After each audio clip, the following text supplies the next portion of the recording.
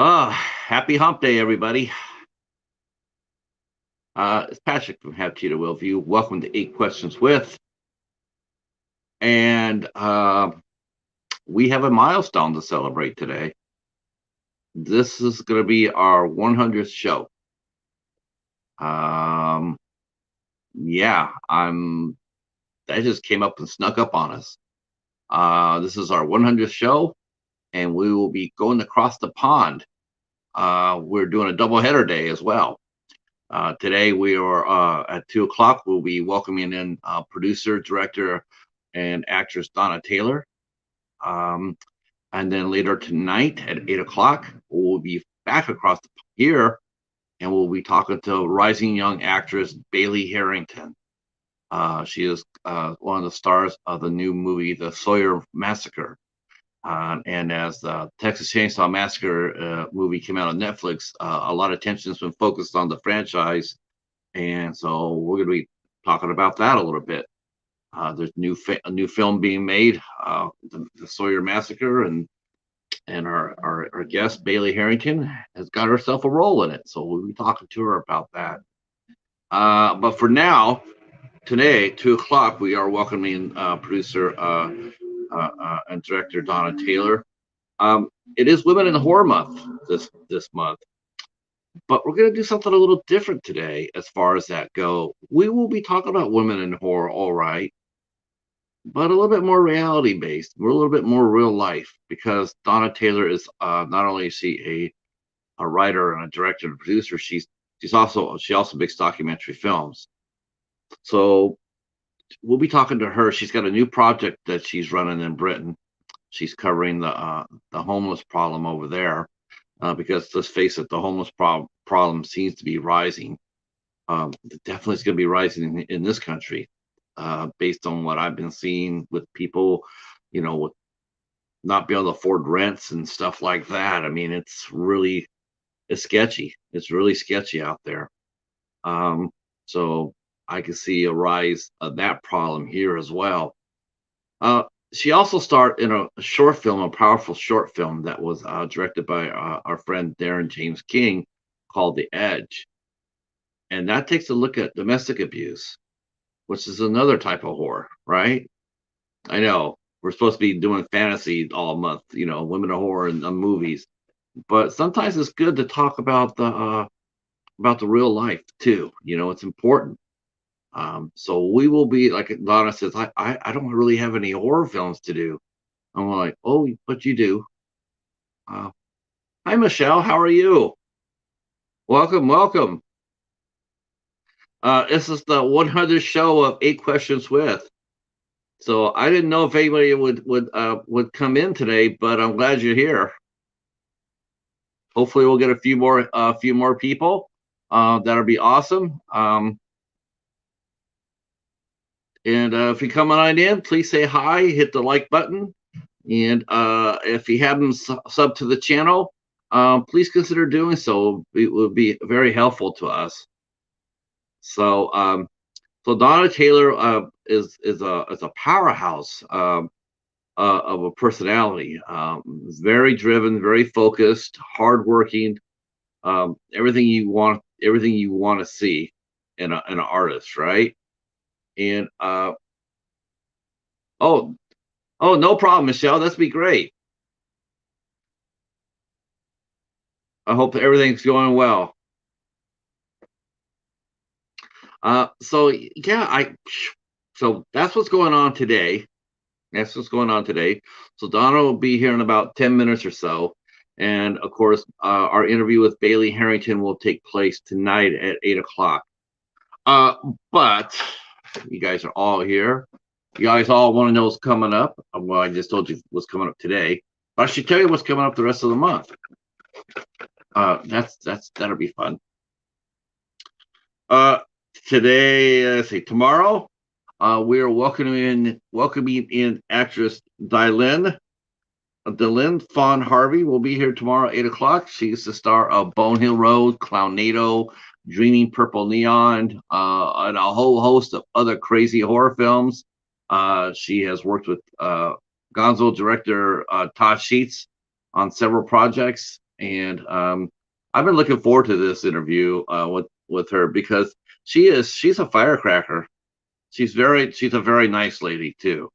She's a very nice lady, and so we'll be talking to her about her career and what makes a good horror movie. Because if anybody knows, it'll be her. Next week, uh, this month was actually hard to book. I'm going to be honest with you guys. I thought that it would be relatively easy to book a Women in Horror Month. It was a lot harder than I thought. Not easy. Um, so next week we're only on for 2 weeks. We're only on for 2 shows. We're on for March 16th. We have another powerhouse from up north. Our good friend Mariah Owen will be here. Absolutely adore Mariah. She is a bright star on the rise. She has her own production company, GTE Productions, and uh, um, and this would be my first time actually interviewing her face to face. Though I've secured an interview for her once, and then she did a written interview for me for the Inner Circle for 8 questions on my blog. So this will be the first time I've actually talked to her face to face, and I'm so happy to do it because I just have nothing but respect for her. She's an amazing artist. She truly is. And she'll be here on the 16th of March at 8 p.m. And then on St. Patrick's Day, we are welcoming back the lovely Christy Adams, the owner of Nightmare Toys. And she'll be coming back to talk to us about what's been going on with the store. Last time she was here, she was telling us about the plans, which included an expansion, building a restaurant and a bar onto the store. So we'll catch up with her, see how the store is doing, how the business is doing, and she found herself another Black Phillip Funko Pop, because those are really hard to find. But we'll be talking to her about that too, and other things with Christy, because she's got a lot to say. And she's just started a new podcast, so we'll be talking to her about that as well. Now, I do think I will have 2 shows the following week. I'm just waiting for a confirmation. But right now, on the 24th, we have Devaney Pinn, a very well-known screen queen. She has done several films, including The Dawn, A Party Bus to Hell, and a whole slew of others. Escape to Ensenada.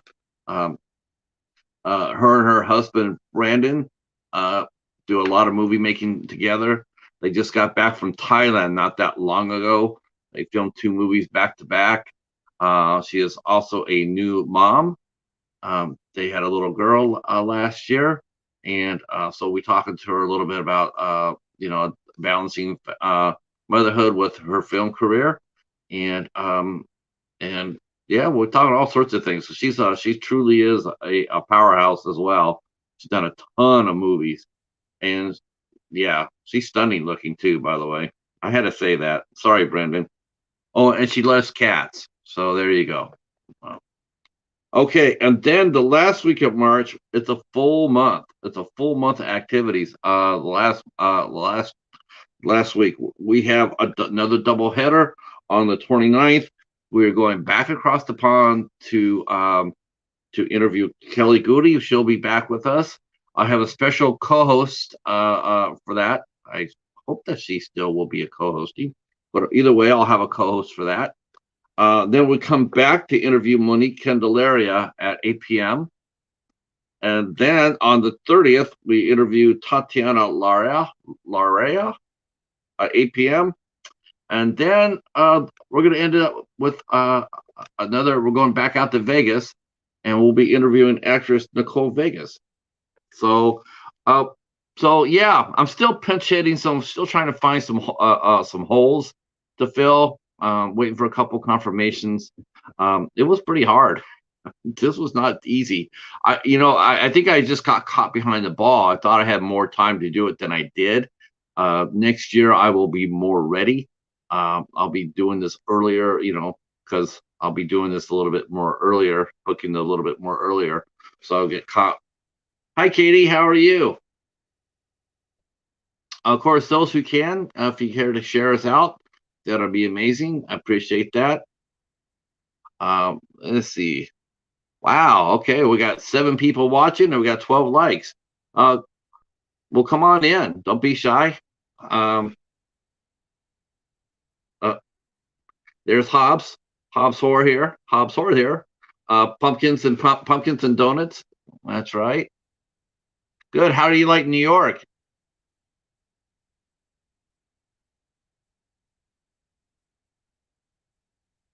Hopefully the Cheetah will be making an appearance. Once he hears me starting to ramble on here, he'll come over and say hi.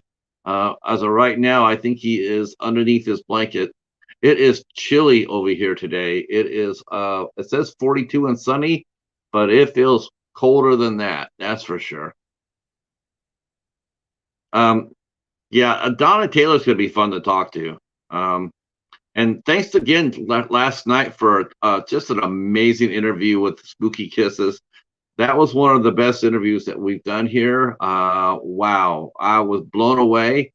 We are tracking. I think last I looked, we had 115 views on that. That is one of the best interviews that we've had.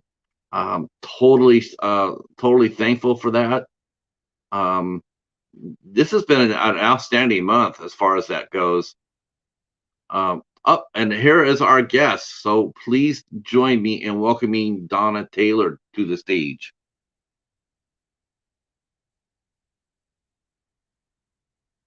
Can you hear me? Hello. Yes. Hi, Donna. Hi. How are you doing? Good. How are you? Yeah, I'm good, thanks. I'm good. You look lovely. Thank you. So what time is it in America then? It is 2 o'clock. Yeah, 2 o'clock. Okay. Is it still sunny over in Great Britain right now, or is it all the way dark yet? It's dark. Dark. Okay. Completely dark. Yeah. We don't get in the end of this month. The clocks change, and we'll have the lighter mornings and stuff. Let me move far. This is very close up. I'm going to try and move back a little bit. The camera. Oh, okay. Yeah, I should. Yeah, let me. Hold on. I gotta find some links for you here. Let me find. Let me. I'm gonna throw in Donna's her movie page into their. And then I will throw her. What's your YouTube name, Donna? Is it DT Film Productions? DT Film Productions. Okay. Well, let me throw that in there. That's her data page. Okay. You got it? Okay. Thank you, Bone. Yeah, we're gonna be dropping links in during the interview. Those who can, feel free to share us out. That'll be awesome. I appreciate that so much. So congratulations to you and me both, because this is my 100th episode of doing this. Wow, congratulations. 100 times. 100 times. I'm just like, I didn't even think about it. Honestly, I really didn't. You don't even think about that. Even though when I'm fixing the interview, I always go like, who I interview with, episode number, but it just didn't really register until today. That it's like, oh, it's 100. Oh, wow. Okay. It's a good number to be at. Yeah. I was like, holy crow, we're rocking it. And I'm really happy that's the 100th, tell you the truth. Really? Yes. Darren James King, Daza, has spoken so highly of you. He thinks you're such a hardworking professional person, and he really enjoys working with you, and he admires your professionalism. That's what he tells me. That's what he really he emphasizes. It's like, she's really driven, and she wants the best. And hell yeah, who doesn't, right? Yeah, I feel the same about him. He's a great guy, great talented guy, and I've got a lot of time for Darren. He's also very driven and very passionate about what he does, and he doesn't give up. And that's the thing, you've got to have that tenacity to just keep going. And we are both from similar sort of backgrounds, I think, and we can really relate to each other in that sense. That it's been grassroots up, we've started from grassroots, and we've really had to work hard. Right. Yes. Yeah. When I talked to him, he was sharing a little bit about his background, and it was like, you're right. And not only it came from it was a little rough from what he said, but he managed to stay very, very sensitive. He's very in tune with his feelings. He has a lot of compassion and empathy. Yeah, And so of course he would be attracted to someone who with the same qualities. And you definitely do. You have the same qualities. I told the folks before you got here that when you and I were talking, I was telling you I was doing Women in the Horror Month, and you're going like, but I don't really have any horror films to talk about. And I said, but that's not really true, because you are both showcasing. You also acted in a film that showcased domestic violence in a home, which is a horror of itself. I mean, if you think about that. And then you're also producing a documentary about the homeless in Great Britain. Yeah, and that also is a type of horror. The horror of not knowing, not having a home. The horror of actually taking the blame for somebody and going to prison for it, like you showed me in that clip. Yeah. You remembered that was really powerful, actually. But before we get to that, we need to go back to the back and talk a little bit about you and where where you were born at, and a little bit about your background, if you care to talk about that. Okay, so yeah, like I say, I grew up in a lovely part of Enfield, very working class area, really, really a lovely community of people. It was an estate, but it was a council estate that had a lot of love and a lot of good people there. So I felt quite blessed. I've spent 10 years of my life there, and then I moved to North London and Palmer's Green, Southgate, all around these areas. You won't know these areas, but I've always I was based in London most of my life. And I've moved a little bit further out now, a little bit further out in the rural areas. Not too far though, only an hour away, so that's quite handy. Are you a country girl or a city girl? I love the peacefulness of being out in the country for the children's sake. It was the right move. I'm still not, miles away from any big cities and stuff, but I'm just a little bit further out, and we do have some nice green around us. But I still love the city. I love London. I don't think I could ever. I go back so often because all my family are based in London. My work takes me to London. I think if I didn't have that link, I don't know if I would be able to just completely be here without the connections there, because I'm very much a London born and bred. You can't really take it out of me, that London side. Yeah, I see you. I can see you. You have that total chic urban, the city type. You have that glamorous look. Oh, thanks. But yeah, I like it here. I like driving back and having a bit of peace and quiet, and as well. But then I love going back, and I always love being back in London because my entire family's there. The entire close-knit family. So I moved out here on my own, which was a bit of a tough one to do, but I've made friends. But yeah, I do love going back home. And I go back home quite a lot. I go back home a lot. That's okay though. I mean, I think that's good for, it's good for people to be able to go back home, to see family and friends and whatnot. Yeah. I mean, it's, it's sort of like recharge your battery type of thing, It's like, you're feeling run down, maybe a little just a little pounded a little bit, but then you get around your family and your friends, and provides you a pick me up, Yeah, definitely. It's where my mum is, my brother, and all. It's the people I need to be around as well. So and who need to see, my mum, for example. She feels quite isolated with me being so far away. But so I make sure I go there at least once or twice a week. Mm-hmm. Anyway, yeah. So that's I'm torn between two places really. I live practically in both places. Yeah, I come and go. So when you were growing up, we have to ask you what came first for you. Did you write when you were younger? Did you, what did you do how did your creative process start? And how old were you when it did? Started really young.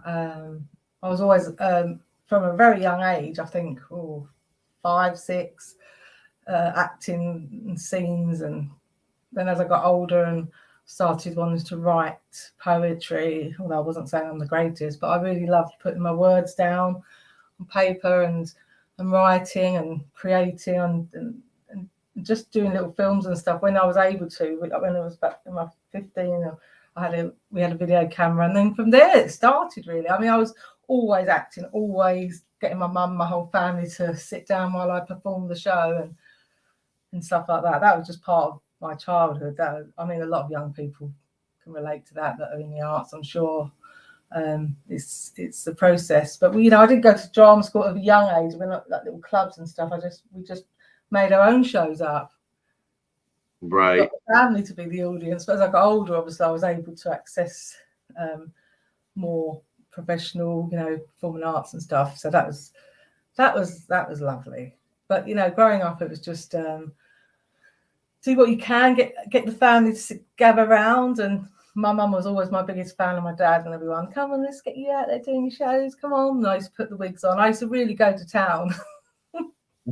It wasn't just stand on the spot. I'd have it all planned. Uh-huh. Were you doing Shakespeare? No, I wasn't actually. I was more into just drama and reciting films and scenes and making up my own scenes. Yeah. I hope somebody has that on camera. I hope they took pictures of that. I've got some things over the years dotted about. I'll keep hidden.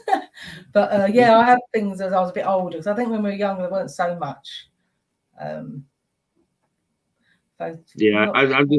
seeing you. I bet you're very, very fun to watch. Very, very.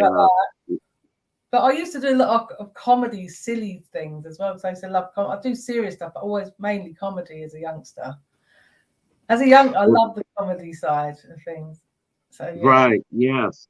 And comedy. I mean, especially when you're younger, when you're as young as you were then, it's not as I get. A lot of kids will just do pratfalls.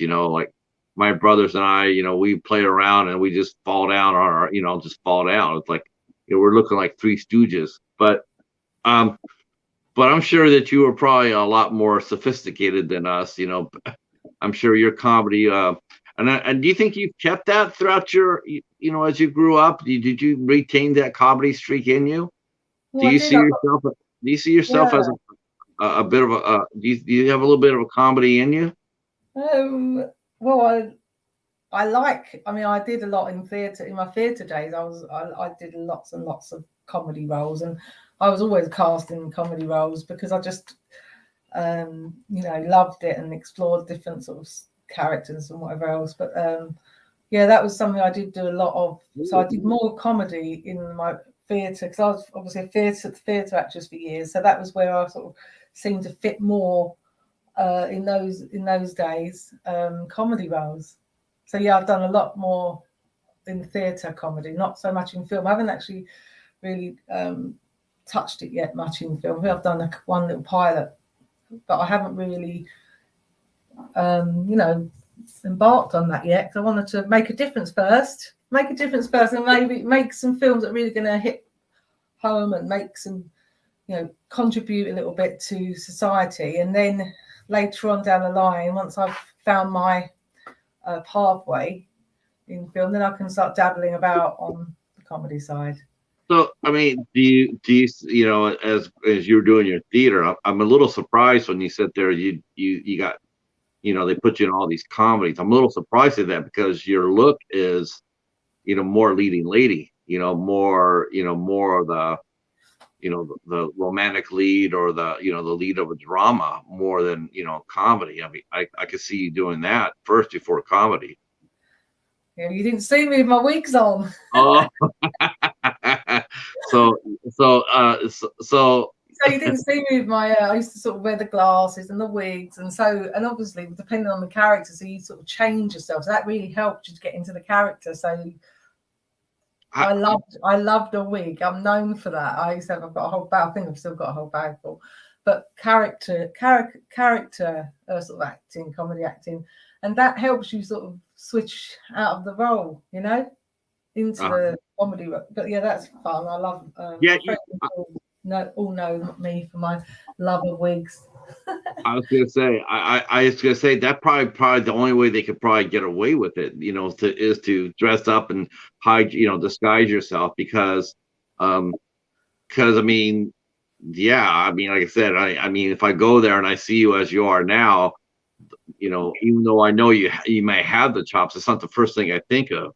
So, you know, because you see yourself, I would see yourself as a serious actress, and you are definitely. I've seen that. So yeah, I do. I mean, now I've always wanted to do serious stuff, but the comedy is amazing. That the theatre experience is the best ever. Of being backstage and the excitement of getting on the stage, I used to absolutely love it, and I had such fun with the people I worked with for years. Absolutely, I can't tell you how much fun and laughter that those experiences brought. And so now I've embarked on such serious stuff. It's quite, you know. But I was always so passionate to even, you know, to make a difference and make content that's going to help people. When was the switch for you, Don? I mean, you're in college, you're in your theater days, you're doing comedy. When did the light switch hit for you? When did you realize that you wanted to maybe do some documentaries and you know, and like you said, you know, helps you know, British society, you know, your fellow man. I mean, when did that happen for you? What do you think triggered it? Well, I worked at a company called Chicken Shed Theatre, which is an amazing theatre company that's international, actually. But they're very inclusive. When I went there and spent years training and then working there, I discovered, because it was an inclusive, and it was all about giving people a chance and from all walks of life, and you know, it's not about you can't, it's about what you can do, not what you can't do. And I love that. And I've always had a real passion for people that are underprivileged, underrepresented, and that just was bringing. It's like they lit fire in my heart, because when I was there, they lit something up in me, and I was like, wow, I just had all these things going around in my head that I wanted to do. So the inspiration was from that place that changed my life. That changed my life, and so it made me believe in myself a lot more. So I then felt, this is what it's all about. This is it. People just all come together. It wasn't like my drama school I went to, where it was just very, you know, stuck up and all about themselves. It was different. And so I went away for a while and co-run a charity, another theatre, for 7 years, and wrote shows, you know, produced musicals, but you know, low key, but paid musicals. We started off small, but it was fun. It was a great experience. And then, but film was always my true calling, in the sense of where I really want. You know, that, like I said, at 15, I was trying to make little movies, and so I was teaching acting for film at a college, actually, because I'm a teacher as well, drama teacher. But I was teaching acting for film, and I decided to buy myself a camera, and just a nice camera at the time. Wasn't too great, nothing fancy, but it did the job. Boom mic and some lights, and that was the start. So it was literally from the roots, right, really started right at the bottom. And so I learned and made lots of really low, zero budget films that I self-funded and just paid people a bit of expenses for years, and then kept learning from it. I was so determined that every project I did, I didn't want to make the same mistakes. I wanted to learn, grow, learn and grow, learn and grow. Were you making short films or were you making short film documentaries? No, films that we've got more experience in film, drama film, more than the documentary side. I started wanting to do documentaries later down the line. I love documentaries as well, but I think we had as a team a lot more experience with the films and the short films, and now obviously extending to features and stuff and series. I did a mini series and that really took off, but obviously I was very inexperienced at the time, but it got really a lot of it went sort of crazy on YouTube. But we were putting the stuff on YouTube as a platform because we never thought for a minute that it was going to take off. We just put it up there, as you do, and we ended up getting lots of views and lots of and stuff. But that was just all that did. We weren't bothered about the views and stuff. It was more encouraged us to keep wanting to improve our content because people were like, "Oh, this is great. We like this." The content, the quality wasn't quite there at the time, but people. But the heart was there. Pardon?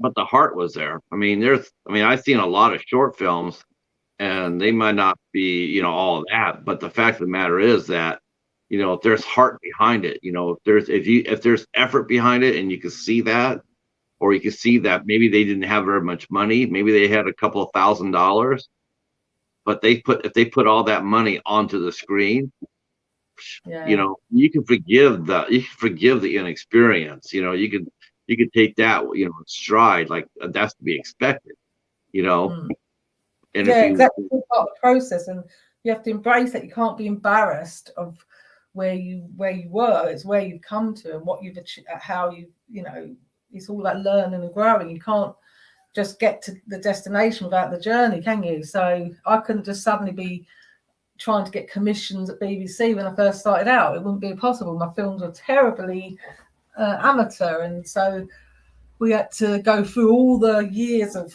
making the mistakes, and we're still learning, aren't we? We learn all the time, but it was a real learning curve. And then suddenly you started attracting people that were in the industry, and then it sort of goes from there, and you start gaining a bit more confidence in what you're doing, and that helps.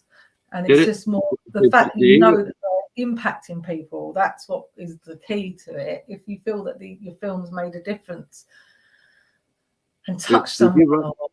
Did you run into any difficulty getting financing? Do you think being a woman filmmaker, did you run into more resistance as a woman filmmaker than you think you would have if you've been a man? I don't like to say that, really. I think that obviously it's harder to, people think you're a bit dumb, I think, and they don't realise, they think you're so desperate for it. And I've never been desperate for anything. I will do it in my own time, in my own way. And that's one thing I never felt was desperate. And I'll do whatever it takes. I will do whatever it takes in my own time to get there with integrity. But I won't start trying to, because there's a lot of sharks out there. There's a lot of people out there that, opportunists. So, so no, I think that there's a difference between, yes, there are maybe more opportunities for men. A lot of sharks in Britain, or everywhere. Everywhere, but in Britain, everywhere, yeah. But, I was, I just never heard anybody mention, I see the glass ceiling, it's hard to get past that glass ceiling. I could get that. I just never really thought anybody would actually do that, over there. It's more that you've got to really be careful. People can say, yeah, we're going to do this. This is going to happen. This is going to happen. They lead you up a garden path, and you get excited. You learn that you don't get too excited early on. So it's more, and people that there are people that aren't so honest in life, and that's just a fact. But it's nothing absolutely, shocking, because I think a lot of people that I've certainly worked with have experienced misleading examples of where you feel something's happened and it doesn't. So you just learn to take everything with a pinch of salt until that dotted line is signed. And then when you find yourself a great group of people that you can trust, it's like gold dust, absolute gold dust. So there's some amazing people that I know that I would work with every day if I could, and that you just stick with. You learn who's who. And there's some great people out there as well, obviously. More good than there are. There's a lot more good people out there than bad people. Thank God, right? Yeah, thank God. Yeah, definitely. Now, I'm trying to see how this worked out for you. I mean, you're doing all these theaters and doing all these plays and whatnot. Now, was this because you were going from theater to theater or city to city? Did you, when did you start noticing like the homeless problem in Great Britain? I mean, okay. When did that actually, you must have been working at the theater. Like, did you come out going home or going to rehearsal? Was there like a enclave of homeless people around? No, the thing is, this is something that these issues that I deal with now are things that I've seen through my entire life or people around me experience. So I've been in DT Films, started this in 2009, so it's been a long time. And our first, we've been embarking on films with a social relevance from day one, really. And so, so basically, it's always something that's I felt completely compelled to do a film on or a documentary on, because so I've obviously homeless. I've sent you just a couple of the projects, but homelessness is, personally, a friend, a relative have been affected by it, and it's been devastating to see how it's affected their lives. So a lot of the times that these stories come from personal places that you've seen someone you love or someone close to you experience. So, and it's like it's almost like giving them, helping people to understand the stigma around these subjects like homelessness. And people often misjudge, and I find that really so shallow and narrow-minded, because when you hear the stories, like you've heard some of the stories of characters in Hearts Without Homes,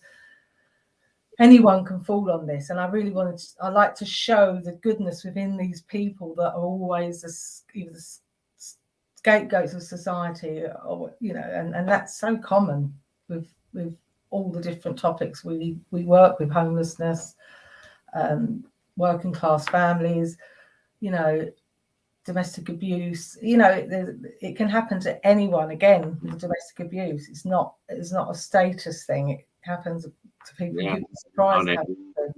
I don't just make films about working class people. I know we did The Block, which was based on showing the truth within working class people. Working class people are people that have just got, that I love, basically. I've got so much heart, and but often again, there's again a little bit of a negative thing going on with social housing. I don't know if there is in America, but there used to be here. It's lessening a little bit, but it's still there. So I wanted for The Block to really show the goodness in these communities. It's not just gun crime, knife crime, people trying to, destroy each other's lives. There's a lot of love and a lot of goodness within them as well, and that's what The Block's sort of about. I was really impressed when you showed me the clips from your documentary. I was really impressed with. It's a gift too, because there's not everybody's story who's telling it is going to be. It's going to be their story. It's going to be their truth, even though even though if it isn't the truth, but it's still their truth. But one thing I caught right away, and it was really impressive to me, was you were able to get the truth from a lot of people. A lot of people just came out there and told you exactly how they got there. They weren't trying to hide it. They weren't trying to blame anybody for it. They weren't, those who were there, there's a lot of them were there because of their choices they made. And, a lot of times, that's really hard to come out there and actually admit that, so yeah. I'm here because but you seem to really capture, you seem to really connect on a one-to-one basis with them, and they really opened up to you. I do you understand how rare that is? Do you get that? Did you, you know, did you do when you were watching it, when it coming, when you were watching it come back, were you surprised to see how many people just opened up to you? I didn't think of it on that way. It's interesting for you to say that. I've got a natural tendency to love to connect with people. I think that's one of my strengths. Is I really am an empath, and I genuinely really grew so fond of these people, and I think they could tell that, and the team as well. I've got such a fantastic team, so I think we made them all feel that we're not here just to make you look like the bad and you're homeless and this. We're trying to show the goodness. We're trying to show the truth. Why you ended up on the streets, and why did this happen? How does it feel to be homeless?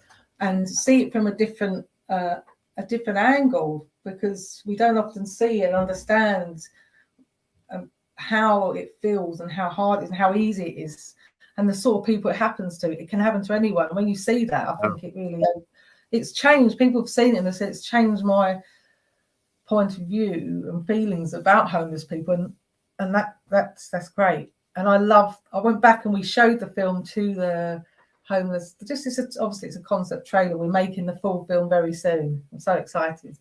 And we went back to show them just this trailer, and that was the most moving, humbling experience ever. I mean, to watch them watch their community of friends, and they were all really emotional. We all were. I was in the back because it was just so moving to see. And they said, no, we've not seen anything that's been perceived so correctly, and they wanted to continue being part of it because they felt that they were in safe hands, that we care about them. We're not just trying to exploit them. We're not trying to just be nosy. We're trying to really, we're on their side. We are there. I don't do this just because I want to make films. I wanted to do workshops with these people as well. Didn't want to leave them. I want to help. And there's such a grey area where there's some of them have gone from being homeless to being in a when we went back, they've got their flat. And she said it's the biggest fear is falling from here now, because you've got such a steep fall to go, because when you climb so hard to get up to that. Right. So I think we've got it's going to be really interesting to see where they are and the whole story around the narrative around it's going to be much more interesting when we film the full feature. And you mentioned too about about the films you made. They do have a lot of empathy to them. The first movie I saw you in was Soft Hands, and that is about a family whose son comes out of the closet, and he tells his father that he's gay, and his father, is he's before that the father is a macho man. They're always poking fun at it, drinking beers at the pub and poking fun at it. And then his son comes out, and at first he's sort of militant, but then he starts to understand that this is his choice. This is what he wants to do with his life. And the father learns that, and he loves his son no matter what. And so, he's down at the pub, his friends are making fun of it. And, and the father rises up. He says, you know what? That ain't funny anymore. No. I mean, he learned a painful lesson, is it a lesson he would have learned if his son hadn't been gay? Who's to say? You don't really know. Exactly. I personally, who's to say? But I thought it was a really refreshing and really, a real honest look at the situation. I mean, that's got to be hard. And, I don't know about Great Britain, and that's what I guess that's my question here is, what was the reaction to that movie for you? I mean, when you came out, I mean, what kind of reaction did you get? Because you produced that, right? That was Darren's. I acted in that one. That was a Yeah. Okay. You acted. yeah. We helped with a few little things. Darren, that was Darren and his team, and but we always tend to. I think Darren mentioned this as well.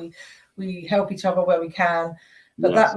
there was a good reaction from it. It did really well in the festival run. I think that it was that whole thing of he was embarrassed what his friends were going to think, the dad. But it's a really learning curve for the character to sort of Dean, who I'm very good friends with and work with quite a lot as well. So they're really quite a close knit. There's a few of us that really sort of really behind each other all the way. It's really, really refreshing. And Dean played that really well. And it's that whole old way of thinking where, what's everyone going to think? It's quite truthful and blunt, to be honest. But it was a lovely ending, and it went down really well. And everyone related to the characters and that natural protection for the son, because if it was my son, I don't care what he decides to do in his life, I would love him unconditionally, and that's how that character was, luckily. So it wasn't too hard, because I think the dad, it was more of an embarrassing. He felt embarrassed about what his family and friends were going to think. But yeah, that was great. But that was Darren's film. He's done some great work, and we're going to work together on projects, Darren and I. Yeah, you guys done a lot, and you did the other one I was going to mention about was The Edge. Now that's about. Yeah, we worked together again. He directed that, and myself and Susan wrote it. Susan Cummings, she's one of our writers, and she's a script editor, and she's been part of these films for years. So The Edge was made into a short film on a zero budget to make the bigger project, which is called The Refuge. So I don't think you know this. So the Edge was just a short film which we made to help us have some material and some footage to try and gain finance for an interest for the drama series The Refuge. So that now I'm in a good position where I've got interest in that film from various sources, and we're developing it. Hopefully, if it doesn't become a series, we'll be making it as a feature in next year. And then off the back of that, we're hoping that it will be, we'll get a series if we don't get a series commissioned before that. But it's really exciting. So that did do what it was supposed to do, won a few awards, and it's helped people get an idea of what the vision, but obviously on a much high quality scale with budget. Sometimes you have to just go out there and make stuff, because if it's just sat there without a visual piece, it's hard for people to understand what you're trying to achieve. So best go making stuff and sit there talking about it. So that's what we try and do, How hard was that for you to do that movie? Because I talked to Dean about this even before I approached you for this interview. Him and I, after I watched the film, I wouldn't talk to him about it because, it was such a powerful scene. He plays an abusive husband, and there's a lot of violence in that movie and that short. I mean, and I asked him, says, how did you handle that? And he said that he was so concerned and so worried, and he says he worked really hard that he wanted to let people know that he made jokes a lot after in between takes. He's making sure everybody's all right. He made sure you were all right. He was cracking jokes. Oh, he's great. Yeah, I mean, this is the thing. See, what people don't realize is the scene with the little boy. We cheated that scene. He wasn't actually in that car when that was happening, so we had to film him separately, make it look like we were, because it was just too harsh and too hard hitting for him at that age. But it was in between takes. You're having to have a laugh, because it is hard. But it was hard. It was a challenge, because some of the things we had to do wasn't something that I found. No, he was. Yeah, he really. He felt so uncomfortable, with, as far as, hitting you. He was like sitting there. I didn't like that. It's like I'm outside my body.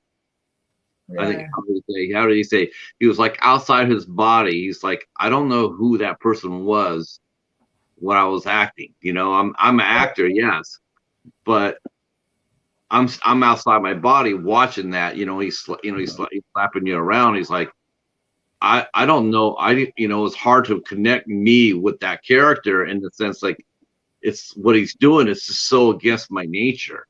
Mm.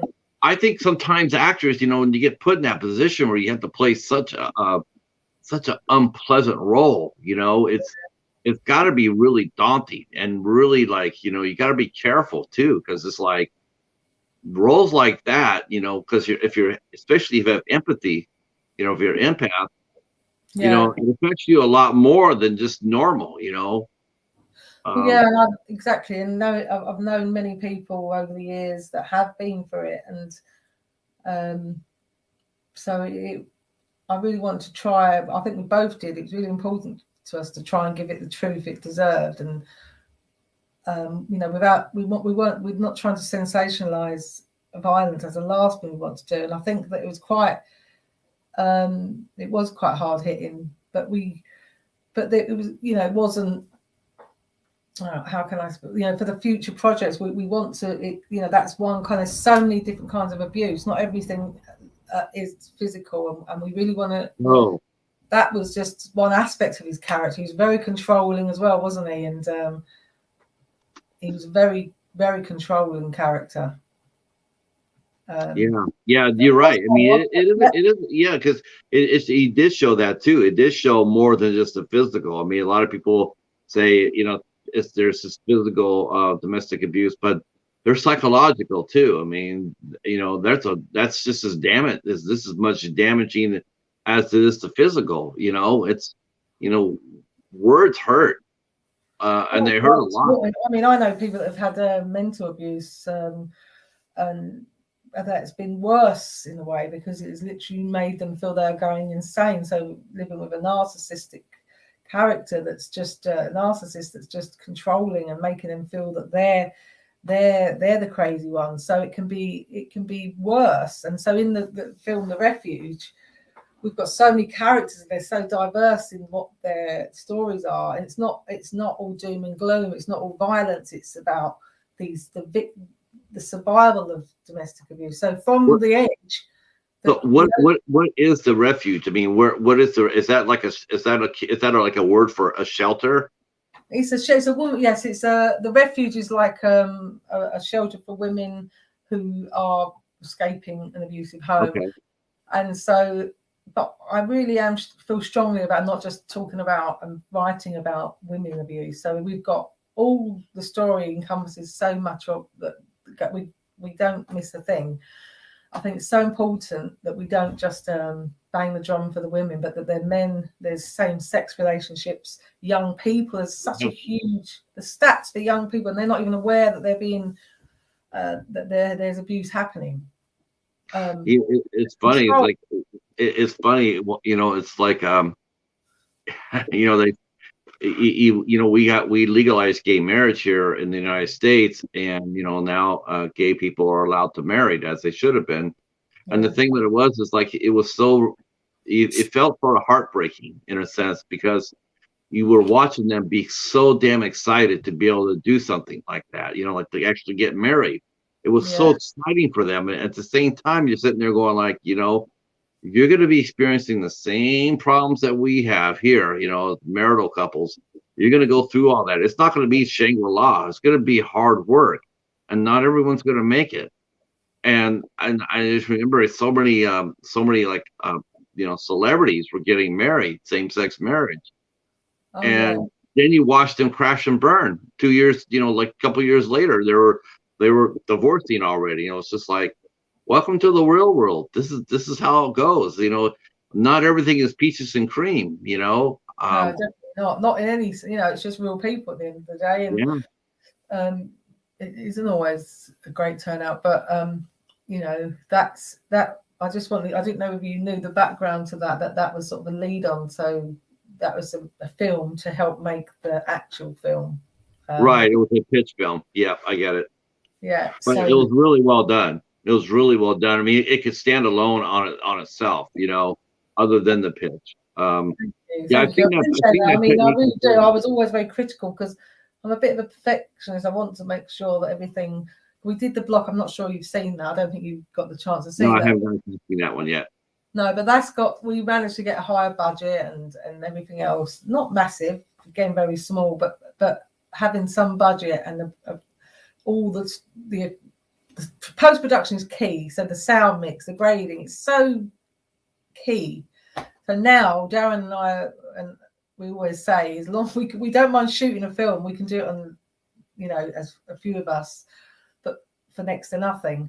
If we have to get something out there, but we have to have that quality post production. We have to have the camera, the lighting, the sound, to make sure that. Story.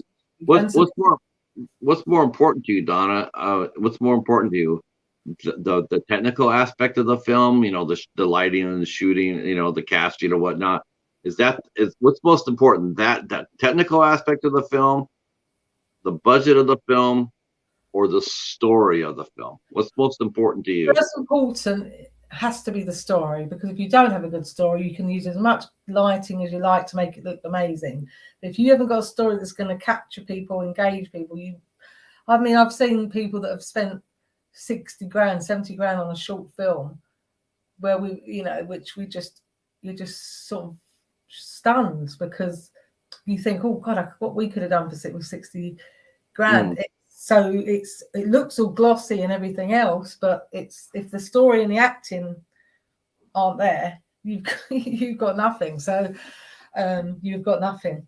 But as you started, like I said, we didn't have the budget, but we had the stories and whatever else maybe that people obviously saw was our potential. Because it certainly wasn't the quality of the productions at the time. But people were drawn into the storytelling and the stories and the characters, and they followed us because they liked the believability of it all. But as you improve and you make something like, that you feel proud of, you don't want to go back. You don't want to go back. You don't want to take steps back. You want to go forward. So now I don't want to be anything I'm trying to get commissioned or put, made into a film. I want it to be the best it can be. And it is, of course, story, casting, but you do need to have all those other ingredients. You need them. Because if the sound and that doesn't sound, it lets the project down. And I always feel a little bit like there's a few elements in The Edge that wasn't quite to the standard I'd like them to be, and that's sort of, for me, it's a shame, because I'm really proud of the piece itself, and I'm using it to try and, it's helped me. Obviously, we're making the film soon, so it's obviously done its job. You wrote The Refuge. The Edge and The Refuge are written by myself and Susan Cummins. So previous to that, she was working with me on lots of the scripts as a script consultant, which is, you can't do it. It's your right arm, your script consultant. And then we decided to write a couple of projects together. And what was that like? What was it like co-writing? How did you guys do it? It was different because I've been used to writing, stuff on my own for years, but obviously having the support for the guidance and script editing and everything else, you need that. But it was great because first time we went away to like a little retreat, and we had like a writing retreat. I loved it. And then the second time we went and I stayed with her. We had wine in the evening, and it was great. So we made it into like a little weekend break as well, but we worked solidly, and I love that. And then you just you don't feel like it's all it's not all on your head. But if it's a subject that I feel I know more about and I just want to get on and do it because it's in my head, I need to get it out, then I'll just got to go and get it out. So sometimes it's nice to write on your own because you don't have to wait for anyone else, just can get on with it.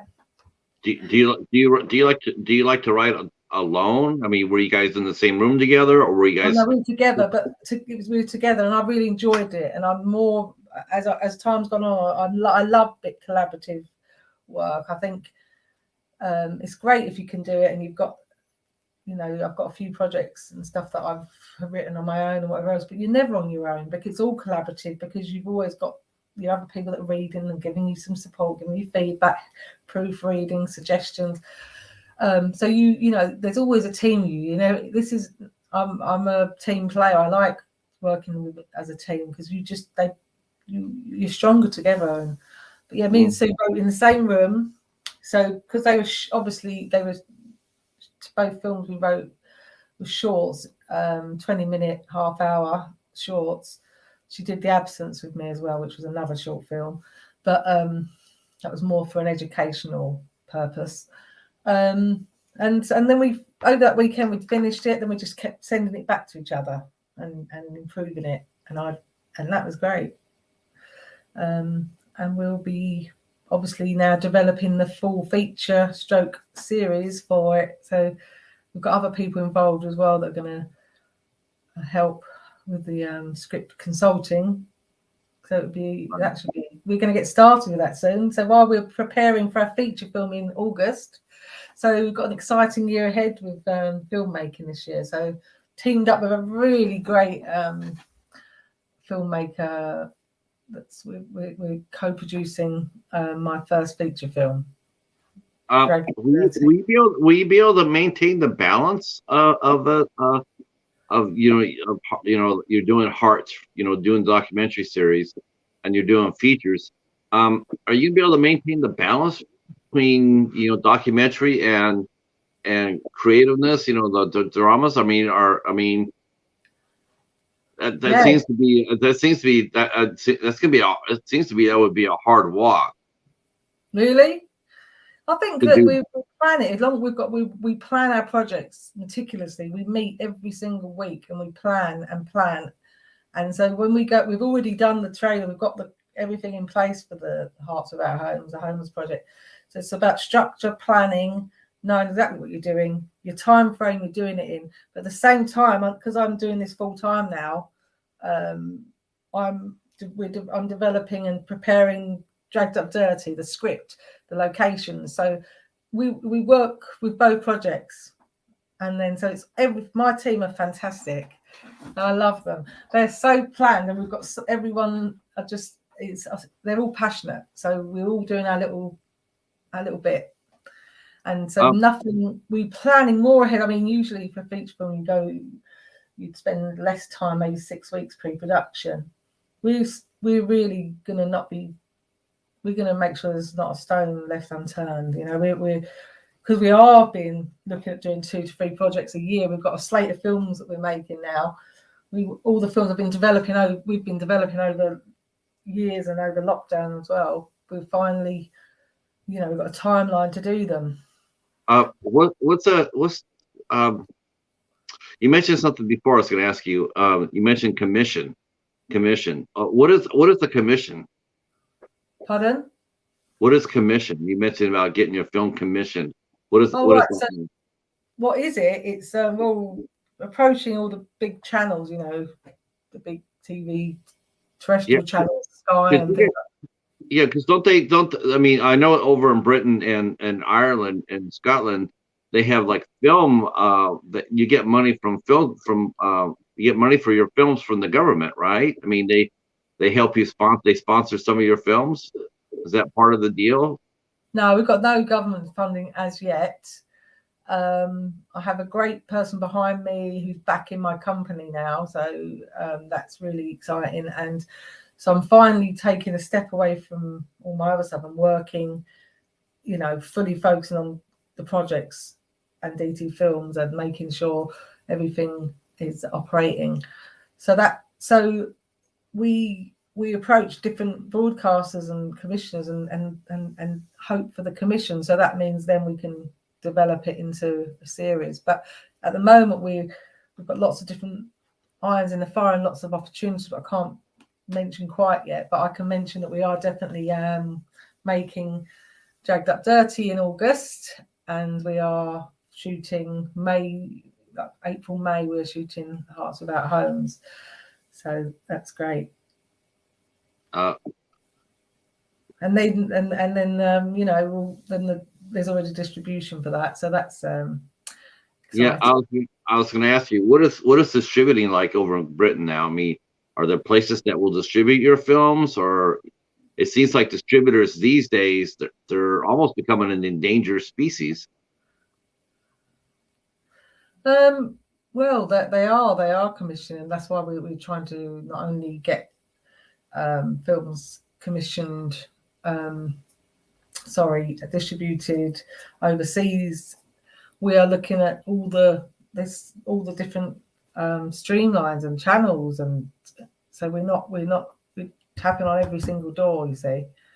But Right. thankfully, we already have some overseas distribution, so for the Dragged Up Dirty feature, and so yeah, we've got to just keep going. But it is hard. It's not an easy. It's taking a long time, you know. What do you I didn't ask this before, but are you married? Do you have like a husband and a family, or is it just you? Oh no, I've got 2 children and partner. So yeah, I've got 2 beautiful children.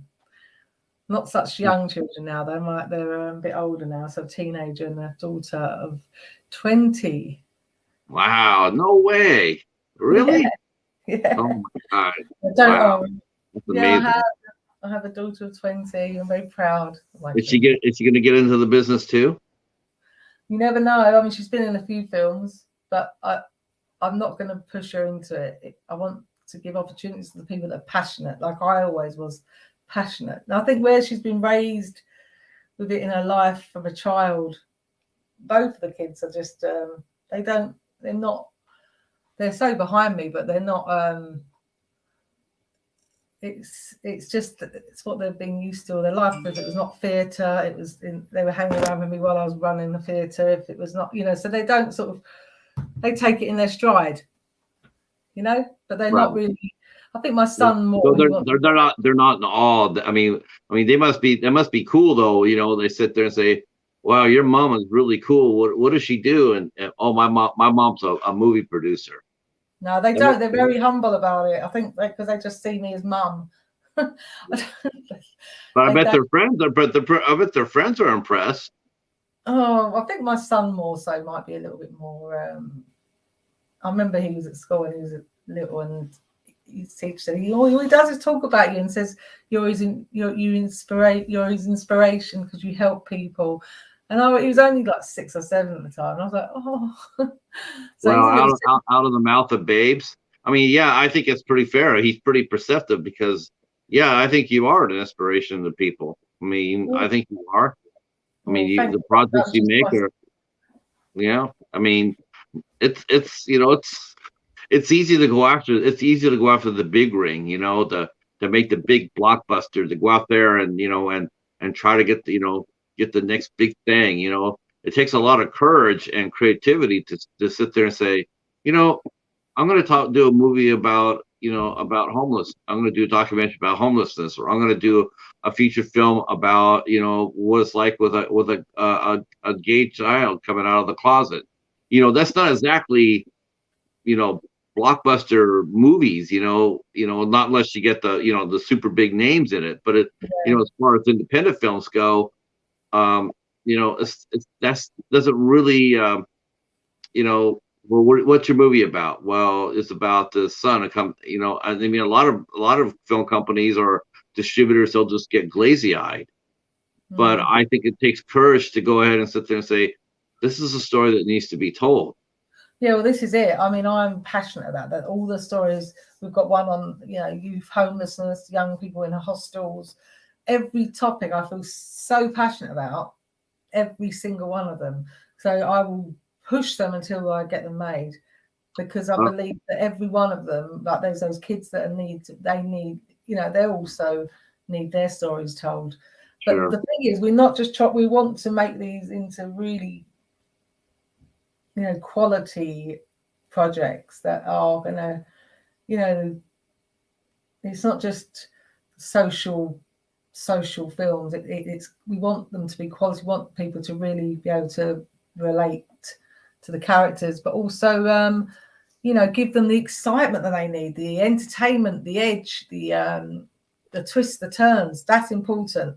Yeah, not political. sure. They're not just political films. They have to, and that's what I think we're trying to do, is to give them the hooks, because people will want to continue to watch it. If it's just a dull down story of someone's life, but if they feel they can really relate to it and there's lots of exciting moments, it helps. Agreed. Because there's high and lows in all the stories. You can't just have doom and gloom and dark. It has to have the light moments. And oh, sure. Cool. So sure. Films, it's important. Like I did notice that when you're filming the documentary, I did notice that as you did show some success stories. Some folks that were getting housing. And showing them going through the process of climbing out of their hole. Yeah.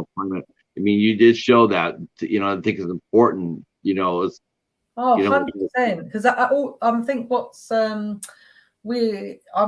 film I do, I want to make sure there's the hope, because it's not just delving into tough subjects, it's people being able to watch something and gain hope from it and think, I can do that, I could get out of this, I'm stuck in this is me, and this is a real character that's believable, and these stories are always based on real the core of the story is always built.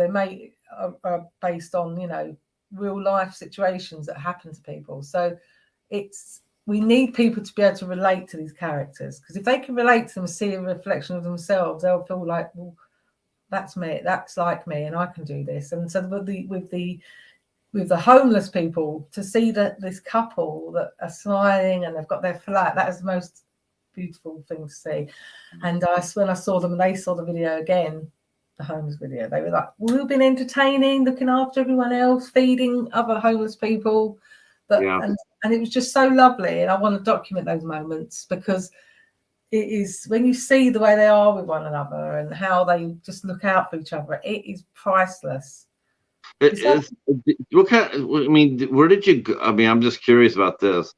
Where did you, do you feel, and when you're doing your research and whatnot, did you feel that a lot of this has to do, do you think that the uprising and the homeless in the UK, has that been brought along by both the immigration and or Brexit, or everything, and COVID as well, because so many people were made homeless because of a combination. It's risen. The stats have gone up, and youth homelessness has gone huge. And so that's another project where a spiral from Hearts Without Homes is youth without homes, and that so many young people are finding themselves homeless. It's just shocking. But definitely, as a result of when I did my research, there were people that were housed for a while during lockdown, and then they were left again,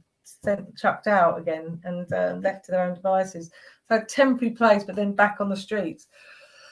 And I go down the city near where I live, and the other day I walked past a young lad sitting in the doorway, and I just knelt down and spoke to him. And 21, and you listen. I said, why? How comes?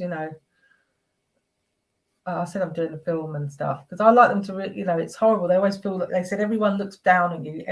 Hundreds of people walk past. Not many people talk or ask why. But there are lots of loads of lovely people you see give them sandwiches and stuff. There's lots of beautiful humans, luckily.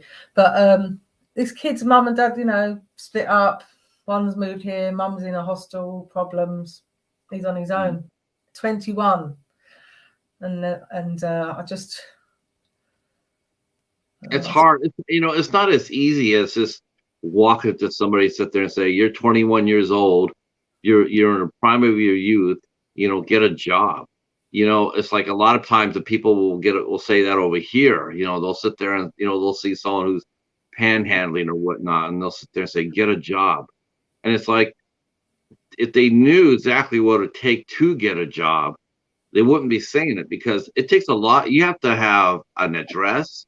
You have to have something, a mail. You have to have a residence. I mean, you Exactly. just, when you get a job, when they ask you, where do you live at, and stuff like that, they're asking you for an address. They're asking you for a phone number. I mean, you're talking about things that a lot of people don't have. And it's like, if it was, if it was like, well, yeah, if they didn't ask those questions, I could probably walk in there today and start working. Exactly. Well, this is it. Exactly that, Patrick. And the thing is what we're looking. These are people that have fallen through the cracks of society. They're not in the system. They're not. They can't get this help because they don't exist. They, as you say, they don't have an address. It feels like they don't exist because they haven't got an address. They can't.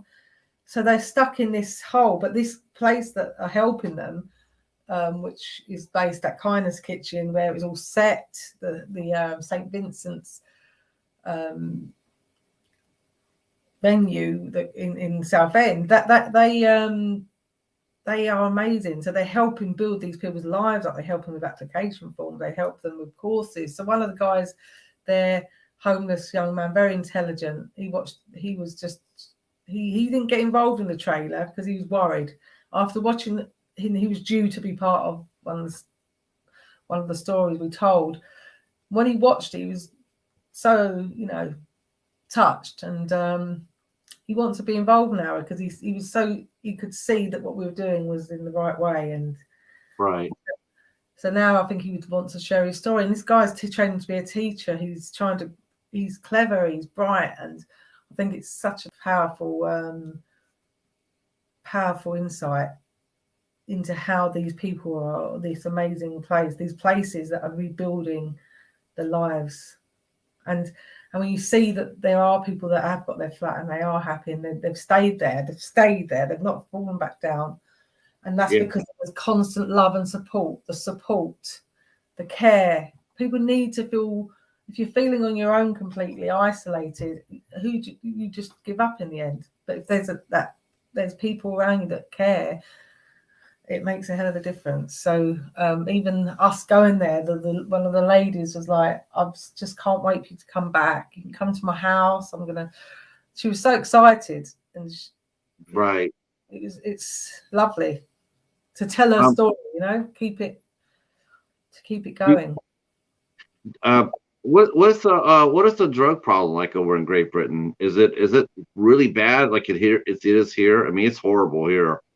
Is the drug problem? I mean, I was really sort of, I mean, not to sound naive or anything, but I mean, I was sort of surprised to see all the heroin users over there. I just didn't equate that. Like, it's like I didn't really expect to see that in Great Britain. I don't know why, but I just didn't expect to see it. But I mean, I think there's problems in every corner of. There's areas and there's people suffering with different issues all over the place, and that's another thing. Addiction. I've done stuff on alcoholism and drugs and stuff, and it's all these topics will be covered, and it's not easy for those. A lot of people that.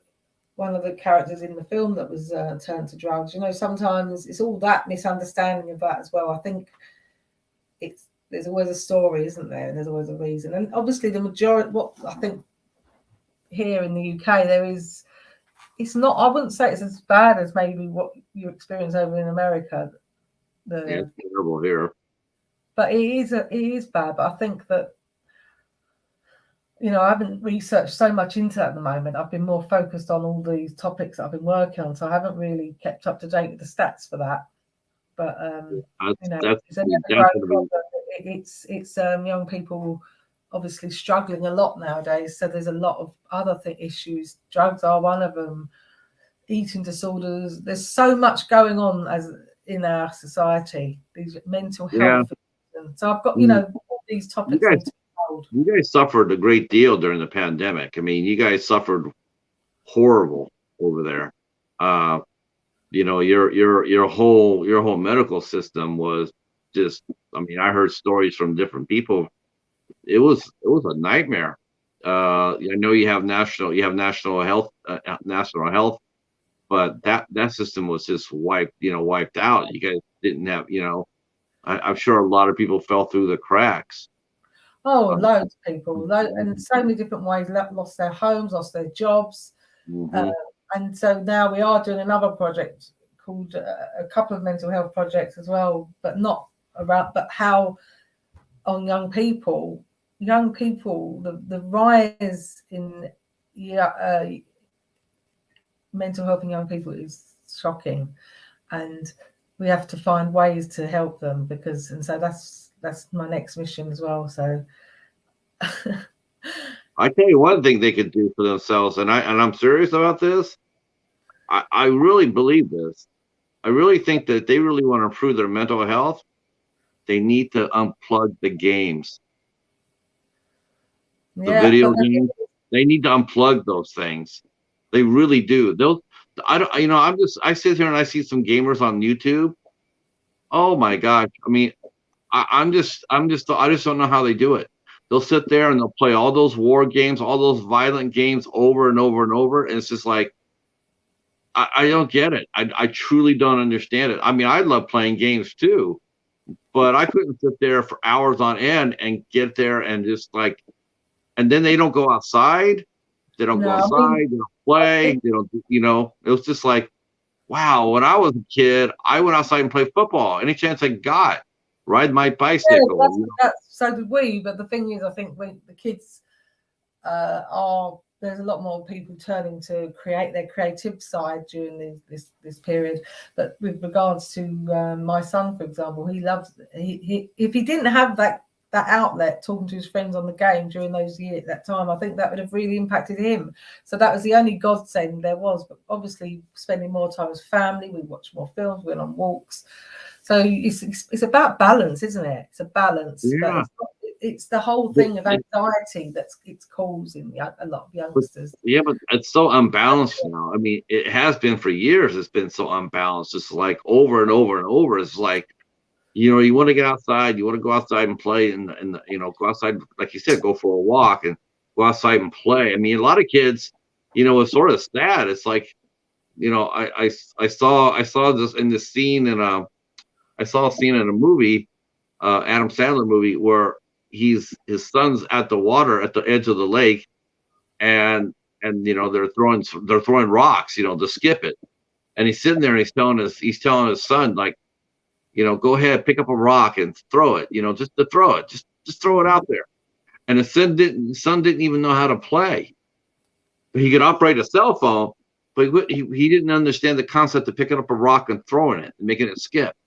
He had no comprehension of that.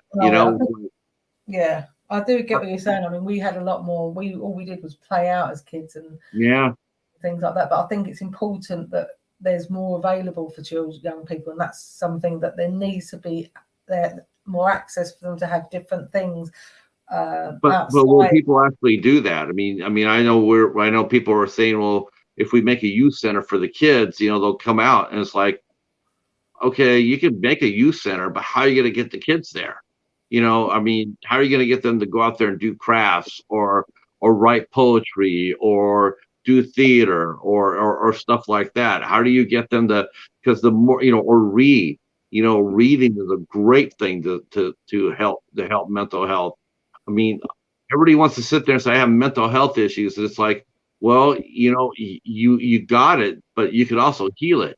All it takes is for you to crack open a book or get a friend and go for a walk and just talk, and it's just it just surprises me though that it just surprises me about that.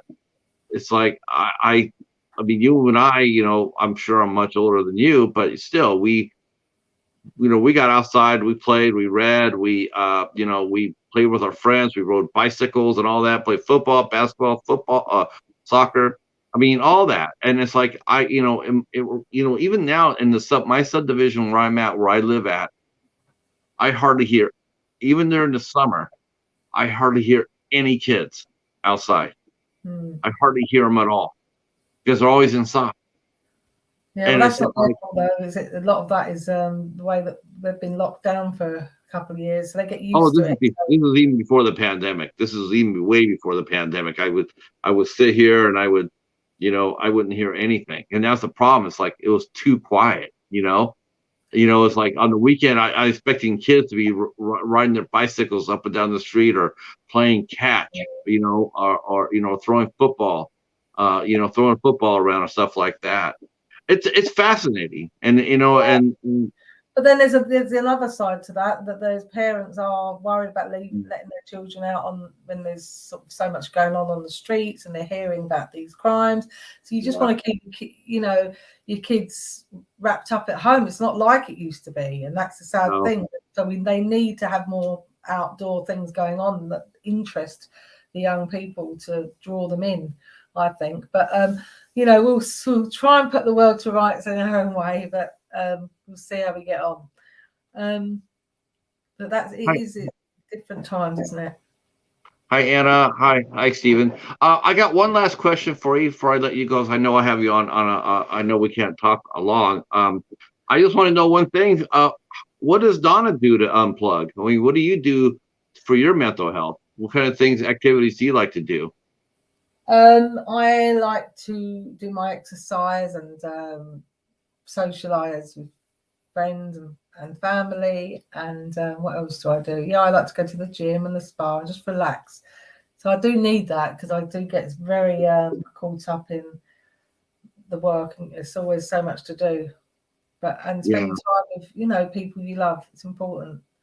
It's important to unplug and do interviews and stuff like that, right? Yeah.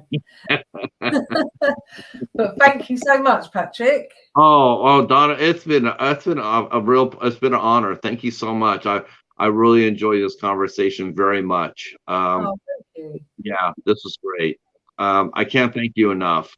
We'll run down all your socials down below, and we'll get that out there, and then we'll keep track of it. And then when something, when something now comes down the line with if the refuse gets released or whatnot, then we'll come back and do this again. Okay, great, brilliant. Thank you for taking the time to speak to me. No, thank you. Right, I want to thank the chat for hanging out with us this afternoon. You guys, again, I'm sorry I didn't really talk to you guys today. I've just got a little engrossed. Forgive me for that. I'll do better. I want to thank you guys out for your support. This has been amazing. We will be back tonight at 8 p.m. Eastern time. 8 p.m. Eastern time. Donna won't. She'll be in bed. But we'll be back here at 8 o'clock. And for Bailey Harrington, at 8 o'clock, really cute little rising actress, Donna. She's doing a horror film called The Sawyer Massacre based on the old Texas Chainsaw movies. Wow. So yeah, well, back that'll be fun. So that will be at 8 o'clock, and I hope to see some of you there here. I appreciate that. Well, thank you, Patrick, and see you around. Yes. Bye, everybody. Bye. Peace. Bye. How do I?